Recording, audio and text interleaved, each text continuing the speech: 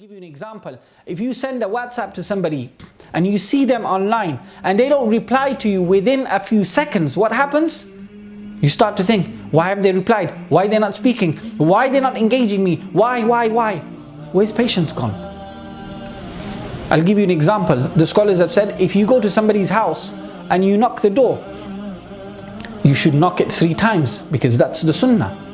And then you should wait the duration by which you could pray 2 rak'at of prayer. Why? Because perhaps this person is praying.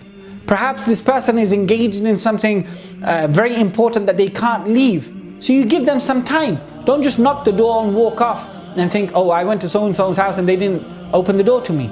Likewise, if you send out a text message to somebody, if you WhatsApp somebody, don't expect people to reply to you immediately, even if you see them online, because they might be engaged in 10 other things at the same time. They might be saving somebody's life.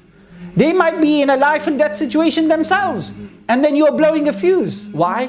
Because you've lost patience, right? So patience is very important in the world that we live in, because the world is moving so rapidly, so quick. We see, for example, that the generations that are coming after us, they are so technologically, they are so much more advanced and so much more quicker than us, right? We have to be patient with them. Oftentimes we see that when young people go off track and off trail and show signs of disobedience, for example, towards their parents, people start to blow fuses. That's not the way of the Prophet sallallahu alaihi wasallam.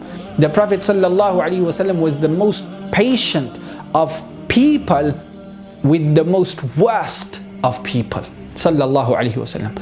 Just look at his patience with the people of Makkah. Look at his patience with the people of At-Taif. Look at his patience with people who came to him and confess that they had committed adultery.